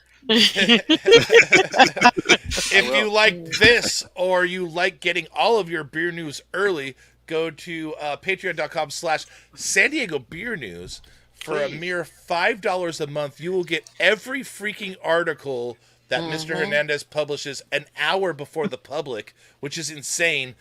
Unless it's super breaking news like today, but I'll get it to you right at the same time. That's you have to release things like small bar closing when it happens, of course. But speaking of someone that used to try to beat Brandon DePress for 10 fucking years, I gave up and I just added him to the show. So do the same thing. Send Brandon $5 a month, get your news really fast. And speaking of Patreon, we couldn't possibly do this show without the support of currently 53 amazing fucking humans out there. And if somehow we provide enough entertainment, education, jovial laughter, that you're like, we're funny. We're funny, guys. Come on. That Dewey joke is not exemplary of what you did, right? But I'm sorry. The best joke of 2020. There you go, Brandon. There it is. if we provide you enough entertainment that you would like to support us monetarily, or if you think paying me $6 a month is worth making me say some stupid bullshit, go to patreon.com/The Indie Beer Show, sign up at the pint level, and I literally have to say what you tell me to say. He'll do anything. No. I will say anything. I will not do anything. That'll cost you extra. That'll cost you extra, guys. Yes. Right. I want you to look me in the eyes when you say it. Doing is way more expensive than saying, but this week we have to thank Ben, Bill, Brian, and Krista from Pariah, Brian Goo, Captain Eli, Casey, Dan Diegos, who's listening, Dante from Pariah, who's listening, David Martin, the second best producer of the show in history, Doug, Garen with Beer Alien, Greg Prids, the Indie Beer Show brand COVID-19 pandemic, socially distancing Zorball LLC, an example of making me say something. Hoppy Craftsman Podcast, James, Jared, Jason, Jess from Ale Tales, where Estella is. She's right there. Hello, Jess. Joaquin, the president of Quaff. Joey from Hoppy Beer Gear. Juan. Here we go. Judith, Kenneth, honorary patron for life, Larry Smith, Liz from Hot Power, Matt and Kenneth Bobino in the house, Matt Knapp from Perfect Pour, Miguel, Loza, Mr. Peacock from Tapcraft, we love you, Mike Sahagan, who was here, the second person here, Nathaniel, Norman, OC Brew Girl, who's in the house, Pacific Beer Chat from Canada, who we just did a collaboration show with. You can go and check out the audio that's on our site right now, indie.beer. Robert from 13 Point, Rudy from Jolly Spaceship, Sergio Nigos in the best pun in patron history, Vegas Bay. We love you all. Thank you so much for the support. That's the only reason why we're here. Speaking of support, everything in San Diego craft beer is fucking in flux right now. Thank you to Maggie for running this available database for everyone.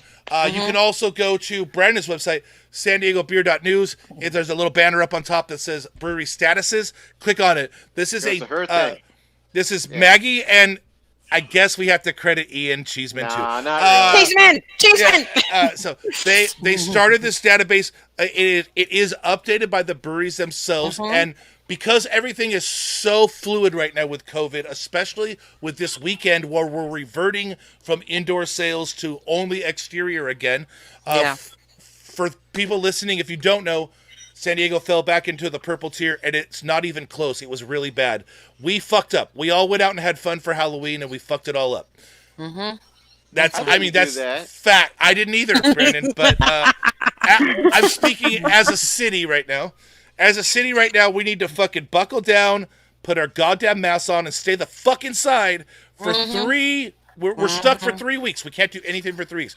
But we have to get our caseloads under management in those 3 weeks so that we can come out on the other side right in time to lead into Christmas. So please, people, wear your fucking masks. Yeah. Believe in science. It will help you. Please. Anyways, but if you want to know what's going on with your favorite brewery, check out that database or go to san diego beer.news. And speaking of checking things out, let's make Blanca tell us, what is the best social media channels to keep up with everything Highland Park Brewery? HPB. At Highland Park Brewery, on the Instagram and the Facebook. And we also have a newsletter that you can go onto our website, hpb.la, and sign up for. Nice. I would say Instagram, for me, it's been the one that seems to flow the best. You clearly write your posts for Instagram, and then they populate to Facebook. To Facebook. So if you want the straight dope, that's Instagram. Go there, hit it up. But we got to close this shit out with our number ones, Estella. You guys are so sucked today. So sucked today, both of you. Sorry. Your number one favorite thing about November, Estella? San Diego Beer Week. Absolutely. All right, you went number one. Yeah, it's for me, San Diego Beer Week. I mean, obviously this year it's very different. But we do have an event here tomorrow where you're going to be able to get our beer, La Casa Verde, at Ale Tales. Aside from our brewery, we are doing, this is the one event that we're doing actually for Beer Week. So, but yeah, Beer Week's always awesome. We get so many days and there's so many amazing events. And I miss all that. I miss being able to like hang out with you guys, you know? Like, but yeah. I feel the same way. This year or next year at this time, maybe we can have a real Beer Week. We'll see. Next year we're partying double. Like everything's double because we're missing it this year. 2 Halloweens, 2 Thanksgiving, 2 Christmas, everything. Instead of the 10 days of Beer Week, we're gonna have 20. Yes. We might as well make it beer month, guys. Why not? Let's just go for the month, you know? Oh, you're taking the birthday treatment. I like it. Yeah. All right, Bob, your favorite thing about November? Sweatpants. Yeah! Oh, nice job. Almost made me do a spit take there. That's lovely. Mr. Hernandez, number one thing about Noviembre.